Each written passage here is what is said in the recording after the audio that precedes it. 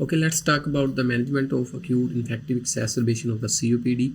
And we often face this situation in emergency setting. How it presents, the way it presents is the severe shortness of breath. Said by the patient that I was experiencing some shortness of breath, but today it got out of control. तो इस तरह बहुत से मरीज़ आपके पास आते हैं emergency में और बिल्कुल बोलने के काबिल नहीं होते, बस फौरी ही आते ही वो जो है कहते हैं कि आपको ऑक्सीजन लगानी पड़ जाती है। How to manage this condition, मैं कोशिश करूँगा कि आप क्विकली एक निमोनिक के साथ इसकी जो ओवरऑल एमरजेंसी मैनेजमेंट है, ख़ास तौर पर ड्रग्स जो हैं, इसका जो ट्रीटमेंट टिकट है उसके बारे में आपको बताऊँ। सो स्टे विद मी, इंशाल्लाह हम वन बाय वन सारी वो ड्रग्स और मेडिकेशंस जो कि एमरजेंसी में हेल्प करती हैं इस कंडीशन को मैनेज करने में, उनसे गो थ्रू करेंगे। The key concept here in the management of this disease is के ऑलरेडी पेशेंट जो हैं वो COPD के होते हैं। डोंट ऑलवेज दे कैरी ये लेबल डायग्नोसिस। बाज़ का आपको कोई वो ऐसे खुद से नहीं कहेंगे कि पहले कोई इनको COPD बीमारी है, बट ये ज़रूर कहेंगे कि जी बिल्कुल काफ़ी लंबे अरसे से ये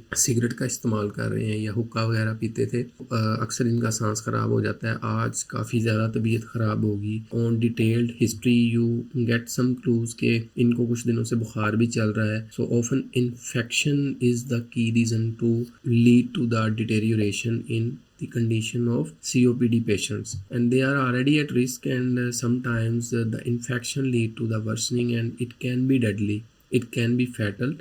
So timely identification of the patient who are going to need critical care is also very important, and sometimes invasive ventilation is the only way to manage these patients. What actually is happening that other than the infection playing a role in the worsening of this condition, there is a lot of bronchoconstriction and inflammation in the airways of these patients. What is the first thing that you should focus is resuscitation, and the same applies to every emergency. Either it is upper GI bleed, either it is exacerbation of the asthma or any other emergency. You start by the resuscitation. You will start by the ABCD approach. You will look for the airway if it is clear or not. You will check the saturation and the patient is breathing enough or not, and then you will look at the pulse, and accordingly you will do whatever necessary to manage the patient. So once the patient is alive, vitals are okay, the resuscitation is not required,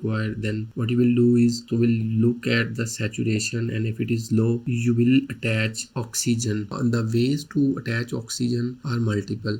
It can be given via the simple nasal mask or nasal cannula, and it can be given via the Venturi mask, or it can be given by the non-rebreathable mask. But the key thing is to try to keep the saturation in between 88 to 92%. Why? Here is the catch. What is the catch? That these COPDN patients are living on a hypoxic drive. Usually what our brain responds to is CO2, but after a long time of adaptation that these patients are not able to expel CO2 properly, the receptors become insensitive to CO2.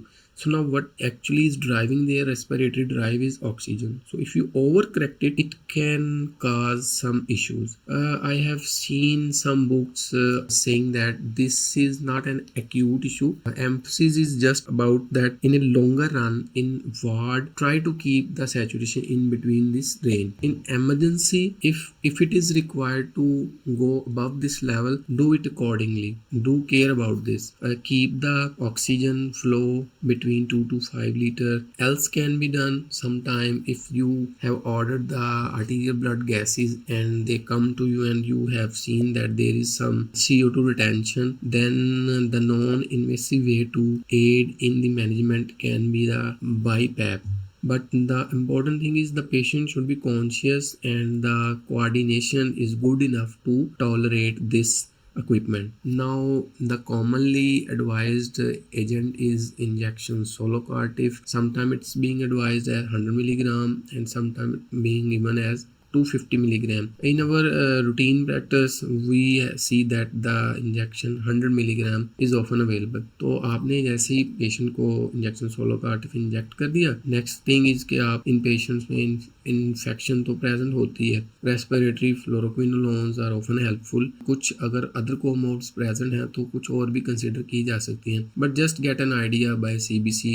If the CBC showing TLC is too high, then go with antibiotics confidently. immediately. Nebulizations are often helpful. Commonly, we prescribe neb with atom, clenil and Ventolin. The mistake that we do is कि हम अक्सर nebuliser की बजाय high flow oxygen के साथ attach करके ही जो है वो पेशेंट्स को दिलवा रहे होते हैं नेबुलाइजेशन। ये एक रॉन्ग प्रैक्टिस है। नेबुलाइजेशन मशीन स्पेशल से लेनी चाहिए जो कि फ्यूम्स में कन्वर्ट करती है मेडिसिन को और इफेक्टिवली डिलीवर करती है। तो कितनी डोज आपने देनी है ये इंपॉर्टेंट है। 2 cc जो है आप क्लेनल के वो 3 cc नॉर्मल सलाइन में मिक्स करके इसको फिर 4 to 6 hourly if you have decided कि पेशेंट एडमिट होगा, जो कि मोस्ट ऑफ द टाइम आपको एडमिशन करना पड़ता है। That can be short term admission जो कि अक्सर 3 से 5 दिन का हो सकता है। अदरवाइज अगर आपको कोई पैची इन्फिल्ट्रेट्स या कोई एब्सेस वगैरह मिल जाती है तो it can be longer than that. तो Clenil is a steroid that will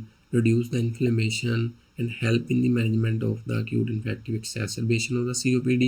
Other drugs that are ipratropium that also dilates the bronchial vasculature and bronchodilation is the key here. तो Ventolin is also helpful. although इस पे थोड़ी सी debate होती है कि asthma एक्सेसरबेशन में थोड़ा सा बीटा-2 एगोनिस्ट ज़्यादा अच्छा रोल प्ले करते हैं और जो है इप्राट्रोपियम जो है एंटी मस्कुलिनिक है जो वो ज़्यादा रोल COPD में प्ले करता है।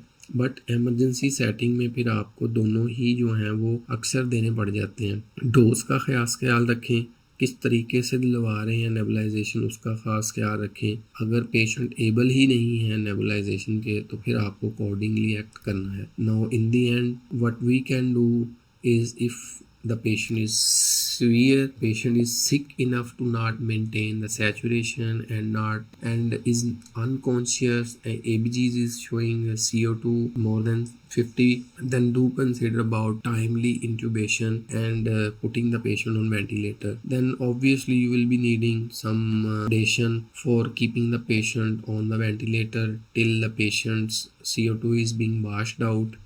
Now what is the mnemonic to remember this? अक्सर एमरजेंसी में पेशेंट आते हैं तो आपको एकदम से जहन से मैनेजमेंट निकल जाती है। Don't worry, it always starts with resuscitation and it every emergency almost always ends upon intubating and ventilation. Not every but you can say status epilepticus, status asthmaticus and severe acute exacerbation of the COPD. The end point that can help always is the intubation and ventilation and the management in between, because the things that are at risk are Airways. So resuscitation के बाद आप oxygen attach करते हैं, nebulisation कराते हैं, hydrocortisone देते हैं and antibiotics is almost always the part of the treatment and sometimes aminophylline can be helpful. हमारे यहाँ इतना ज़्यादा हम नहीं करते। और इसके अलावा respiratory stimulant that is doxapram personally हमने कभी यूज़ नहीं किया, और intubation and ventilation. I hope that this short video about the emergency management of the COPD is going to help you next time whenever you are going to manage the patient in emergency. Do remember, this is just an idea. Textbooks keep updating the management of all these emergencies. Make a habit of consulting every possible drug by updated books. Remember, whenever someone presents in emergency with shortness of breath, once the history is suggestive and labs are suggestive, do consider managing the patient on the lines of acute infective exacerbation of COPD by these drugs. Okay, I forgot one thing, that is the injection Lasix 40 milligram. I have seen them most of the time. These patients are also suffering from other comorbid conditions, and sometimes we are also not sure that the patient's shortness of breath is due to cardiac cause or respiratory cause. Sometimes injection Lasix furosemide, that is a diuretic, often helps in the management. Always keep in mind that there are also other differentials of shortness of breath to be ruled out as well for the proper management of this issue. Thank you very much.